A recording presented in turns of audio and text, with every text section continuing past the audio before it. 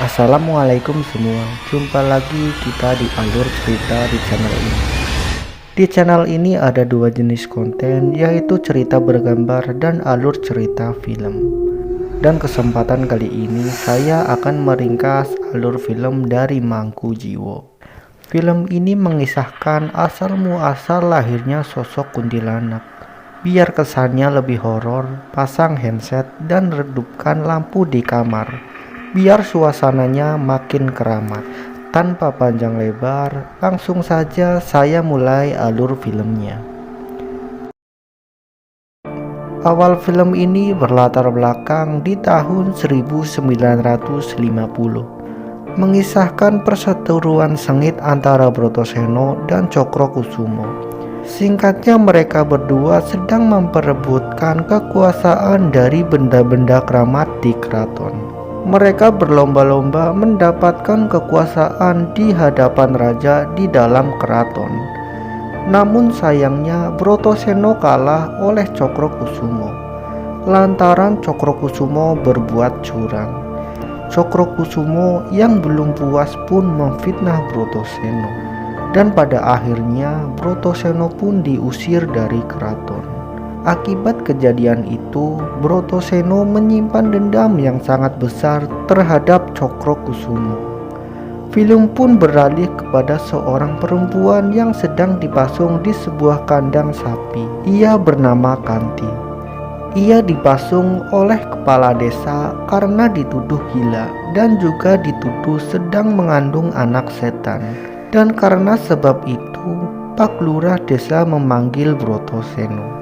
Broto mengatakan pada Kanti bahwa ia mengetahui sebenarnya Kanti tidaklah gila. Broto membujuk Kanti agar ikut bersamanya dan ia berjanji akan mengobati Kanti. Akhirnya Brotoseno pun membawa Kanti ke rumahnya.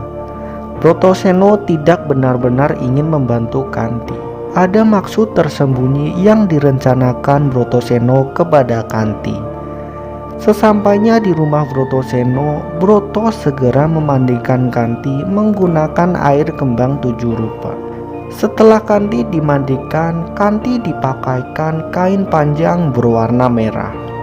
Kakinya pun dipasung kembali dan ia diletakkan di satu ruangan yang sangat mengerikan. Letaknya tepat berada di depan cermin Pengilon Kembar. Lalu film beralih kepada Nyai Kenanga yang sedang memandikan cermin Pengilon Kembar milik Cokrokusumo. Di sini ternyata Pengilon Kembar itu ada dua, satu di Brotoseno dan satunya lagi ada di Cokrokusumo. Cokrokusumo yang merupakan majikan dari Nyai Kenanga bertanya mengapa Nyai Kenanga memandikan cermin itu. Nyai Kenanga memandikan cermin itu karena ia merasa ada tanda-tanda buruk yang ada di cermin itu. Nyai Kenanga pun bertanya apakah Ndoro Cokro sedang menyembunyikan sesuatu hal yang buruk. Nyai Kenanga mengatakan mungkin jika Pengilon Kembar disatukan maka semua akan jauh lebih baik. Tapi Cokrokusumo malah marah karena ia tidak mau berhubungan lagi dengan yang namanya Brotoseno. Di waktu lain, Sadi, asisten setia dari Brotoseno, memberikan ayam cemani kepada Broto. Ayam itu untuk melakukan ritual mengerikan kepada Kanti. Di sini sebenarnya Sadi tidak tega melihat Kanti yang diperlakukan seperti itu oleh majikannya. Tapi Sadi yang bisu itu pun hanya bisa diam dan tidak bisa melawan Brotoseno. Brotoseno pun segera melakukan ritualnya. Ia membelah perut tikus yang sudah mati dan si Broto langsung mengambil jeroan tikus itu. Brotoseno juga mengambil darah di kaki Kanti yang terluka. Darah itu pun disatukan dengan jeroan tikus tadi, lalu ditumbuk hingga tercampur. Kemudian Broto mencampurkan jeroan tikus itu dengan nasi dan sedikit bahan lainnya, hingga akhirnya dihidangkan. Brotoseno memaksa Kanti untuk memakan hidangan yang telah ia buat. Setelah itu, darah ayam cemani tadi diteteskan di sekeliling Kanti.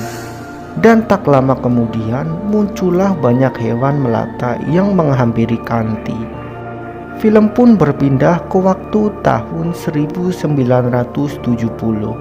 Terlihat seorang wanita muda yang bernama Uma yang sedang bercermin. Ia sedang berulang tahun dan dikejutkan oleh temannya. Setelah itu, Uma segera pergi bekerja diantar oleh teman-temannya. Diketahui Uma bekerja sebagai resepsionis di salah satu hotel. Di hotel itu pun juga terdapat Karmila, Pulung anak dari Cokrokusumo, dan anak buah Cokrokusumo yang bernama Herman. Mereka bertiga merupakan antek-anteknya Cokrokusumo. Mereka di hotel tersebut untuk menjual barang-barang pusaka. Tetapi salah satu pembeli mereka, yaitu Mr. Bule yang merupakan warga negara asing, telah menipu mereka bertiga. Beralaskan membeli benda-benda pusaka itu hanya untuk dijadikan benda koleksi di negaranya, maka dari itu mereka bertiga memberi benda pusaka itu dengan harga yang sangat murah. Tetapi ternyata Mr. Bule menjadikan benda-benda pusaka itu menjadi bahan riset. Oleh karena itu, mereka bertiga ingin harga dari pusaka itu lebih tinggi lagi. Di situ mereka berempat beradu mulut, dan Herman pun membunuh Mr. Bule itu. Uma yang tak sengaja melihat Herman membunuh Mr. Bule segera berlari karena ketakutan. Akan tetapi sayangnya ia tertangkap dan ia dibawa ke salah satu kamar hotel, dan ia segera disiksa oleh Karmila. Pulung mengatakan jika Karmila dan Herman urus saja mayat Mr. Bule itu, biar ia yang menghadapi Uma. Pulung pun berniat akan menyetubuhi Uma. Akan tetapi tiba-tiba mata Uma berubah menjadi merah dan dengan seketika Uma mematahkan leher Pulung. Pulung pun tewas akibat dipatahkan lehernya oleh Uma. Film beralih kembali ke tahun 1950. Terlihat Brotoseno sedang memasukkan kelabang-kelabang ke dalam baju Kanti. Ia pun segera menyembelih ayam cemani dan darahnya pun dipaksa untuk Kanti minum. Dan ritual yang dilakukan Brotoseno itu agar Kanti menjadi sesosok kuntilanak. Keesokan harinya terlihat keluarga Cokrokusumo sedang berkumpul karena sedang berduka atas kepergian Pulung. Sebenarnya Cokrokusumo tidak terlalu peduli akan kesaktian dari pusaka-pusaka itu. Yang ia pedulikan tidak lebih hanyalah harta dan uang dari bisnis gelap, yaitu menjual barang-barang pusaka secara sembarangan. Karmila dan Herman yang membantu Cokro untuk menjual barang-barang pusakanya mengatakan mungkin dengan kematian Pulung ada sangkut pautnya dengan orang yang ingin menyaingi bisnis Cokrokusumo. Mereka berdua ingat jika kemarin di hotel yang membunuh Pulung itu adalah Uma. Dan Herman pun tahu jika Cokrokusumo memiliki hubungan yang buruk dengan Brotoseno. Mereka pun menduga jika Uma adalah anaknya Brotoseno. Mereka berniat akan menyaingi bisnis benda keramat Cokrokusumo. Dan Cokro tidak percaya begitu saja.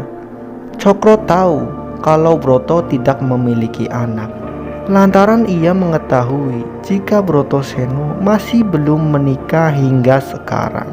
Nyai Kenanga mengingatkan kembali jika cermin pengilon kembar milik Cokro selalu memberikan pertanda buruk. Akan tetapi Cokrokusumo tidak memperdulikannya dan menghiraukannya. Film kembali ke tahun 1950. Brotoseno sedang mencambuk-cambuk dirinya sendiri menggunakan daun yang tajam.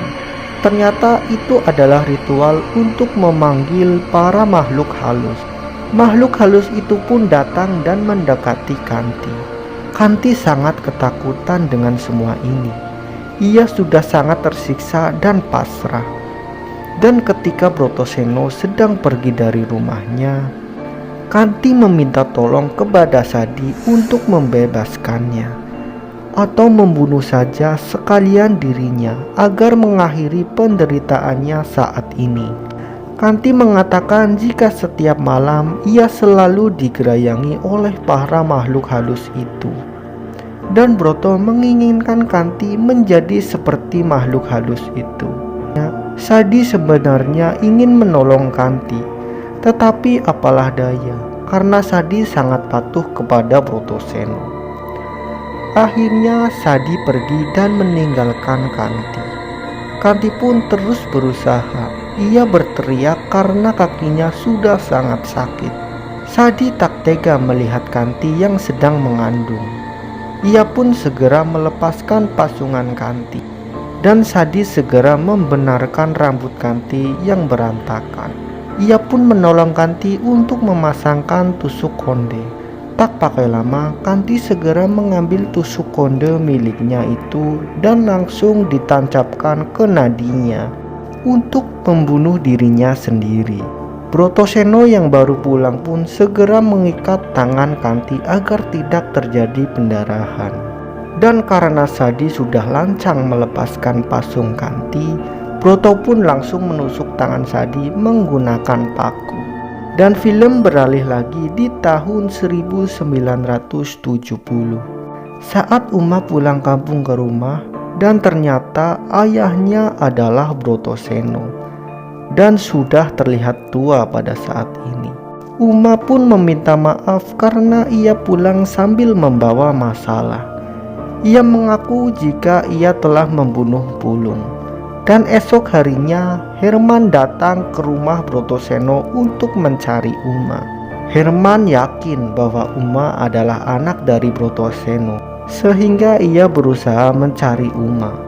Untungnya Herman tidak menemukan Uma, sehingga Herman pun pulang kembali. Dan untuk kesekian kalinya, Nyai Kenanga memperingatkan Cokrokusumo agar segera menyatukan cermin pengilon kembar itu.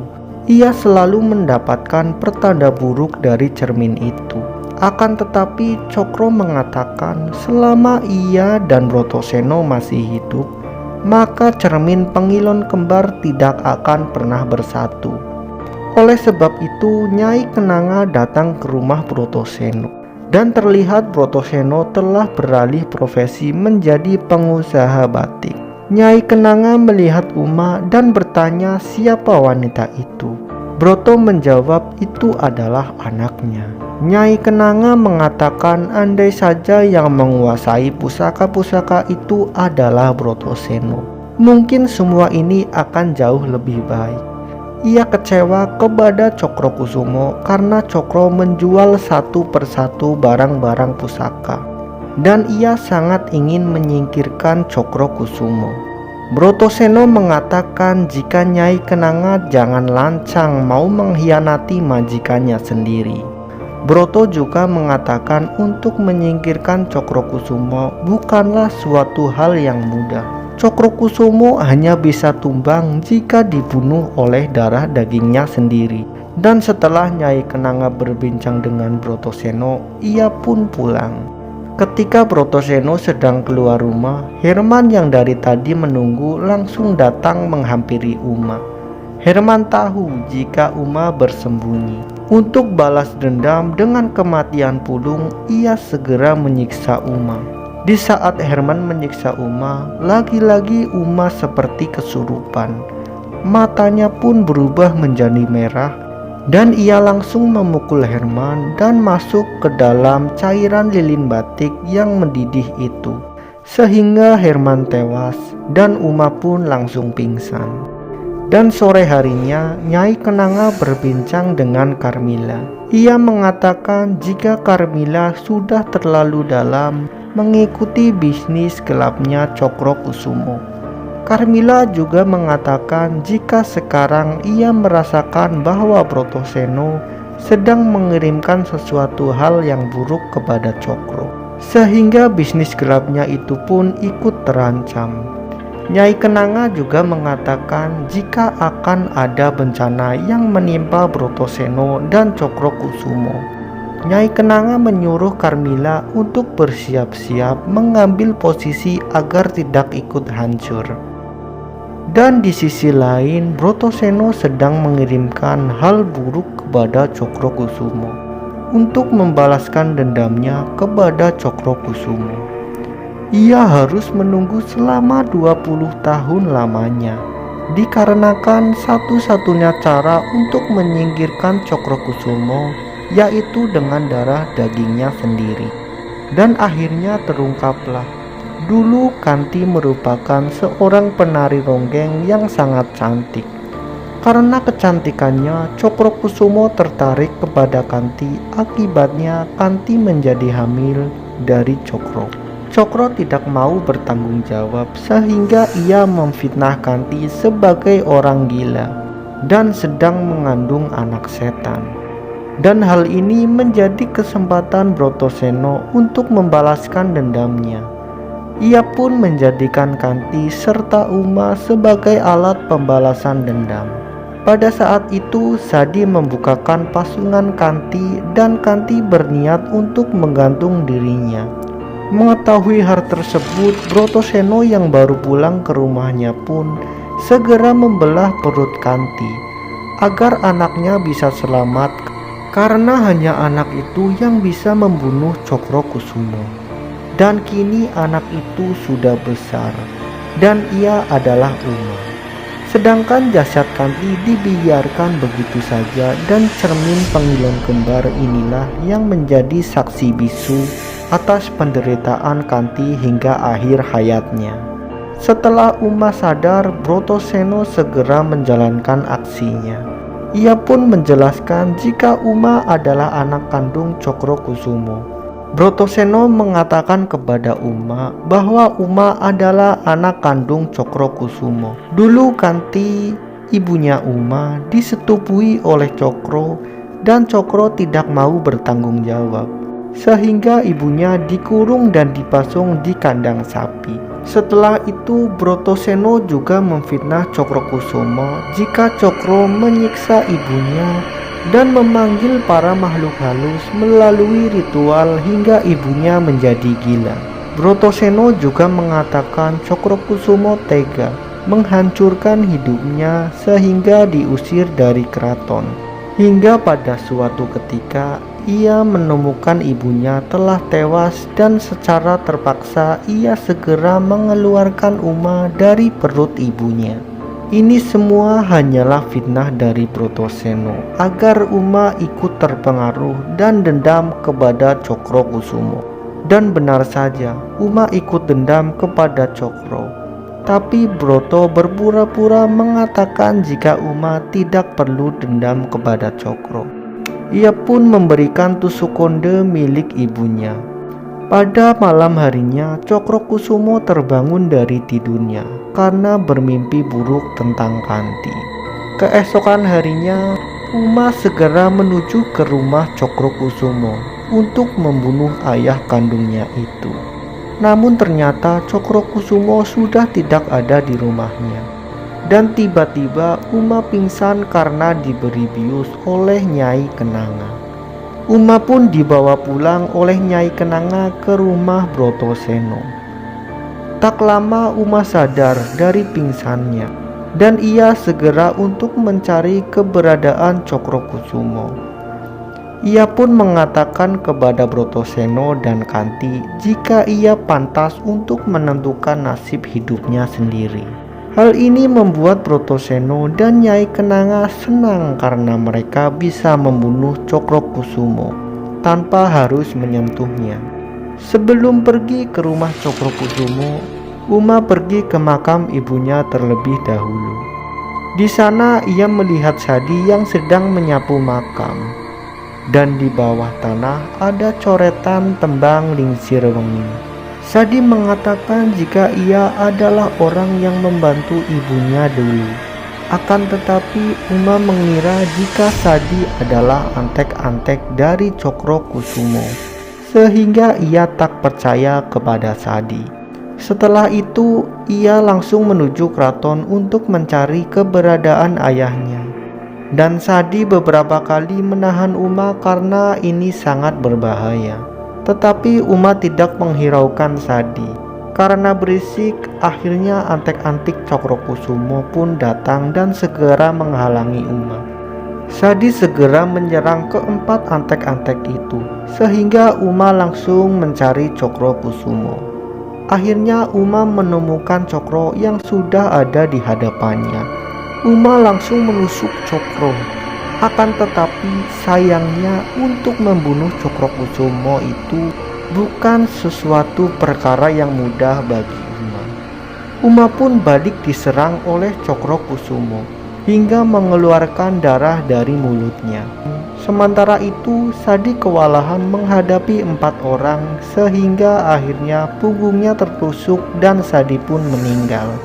Karena sudah tak berdaya dan merasa terancam, akhirnya Uma menyanyikan tembang Lingsir Wengi. Dan karena itu, Kanti yang telah menjadi kuntilanak muncul dari dalam cermin Pengilon Kembar.